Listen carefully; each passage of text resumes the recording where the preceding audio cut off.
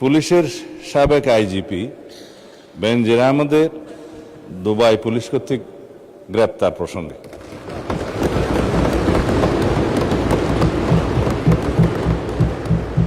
এ বিষয়ে আমি মহান জাতীয় সংসদকে অবহিত করছি যে বর্তমান সরকার দায়িত্ব গ্রহণের পর দুর্নীতি মামলায় অভিযুক্ত পুলিশের সাবেক আইজিপি বেনজির আহমেদকে গ্রেফতারের জন্য ইন্টারপোলের সাথে নিবিড়ভাবে কাজ করার জন্য নিয়োজিত পুলিশ হেডকোয়ার্টার্সের national central bureau NCB Dhaka কর্তৃক ইন্টারপোলে আবেদন করা হয়। তৎপ্রেক্ষিতে গত 11 এপ্রিল 2025 এটা 2025-এ পাঠানো হয়েছিল, আমরা এটা মনিটর করেছি। ইন্টারপোল 2025/12239 নম্বর ফাইল ও 5174/4 2025 কন্ট্রোল নম্বরের মাধ্যমে বেনজির আহমেদের প্রতি রেড নোটিশ জারি করে। উক্ত রেড নোটিশের মাধ্যমে ইন্টারপোল কর্তৃক সংযুক্ত আরব আমিরাতের স্বরাষ্ট্র মন্ত্রণালয়কে অনুরোধ করা হয় গ্রেফতারের জন্য।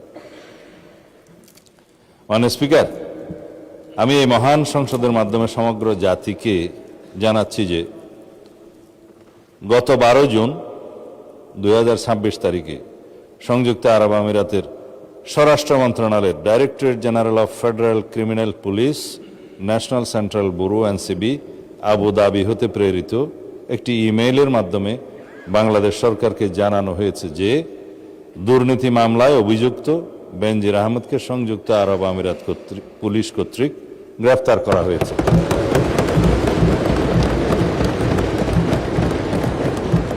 এবং তিনি বর্তমানে সেখানে আটক আছেন। মাননীয় স্পিকার, আমি এই মহান সংসদকে আরো অবহিত করছি যে এনসিবি আবুধাবি জানিয়েছে যে UAE federal law number 39 of 2006 অনুযায়ী গ্রেফতারের তারিখ হতে 30 দিনের মধ্যে কূটনৈতিক চ্যানেলের মাধ্যমে আনুষ্ঠানিক এক্সট্রাডিশন রিকোয়েস্ট প্রেরণ করতে হবে।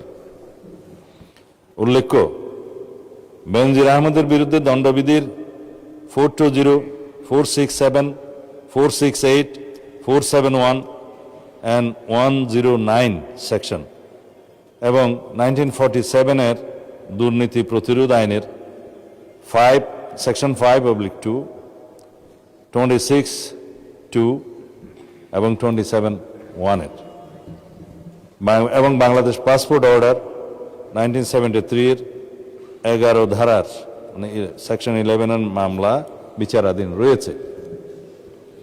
উক্ত বিষয়ে এনসিবি ঢাকা ইন্টারপোল চ্যানেলের মাধ্যমে রেড নোটিশ প্রকাশ, আন্তর্জাতিক সমন্বয়, বিদেশি কর্তৃপক্ষের সাথে যোগাযোগ এবং গ্রেফতার পরবর্তী ফলো আপ কার্যক্রম সম্পন্ন করেছে।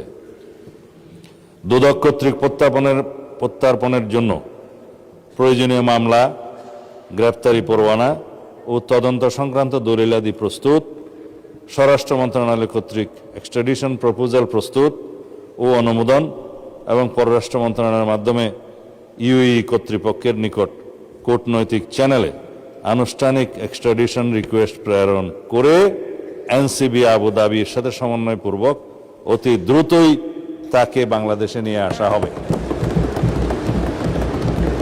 এটি বাংলাদেশ পুলিশের একটি ঐতিহাসিক সাফল্য।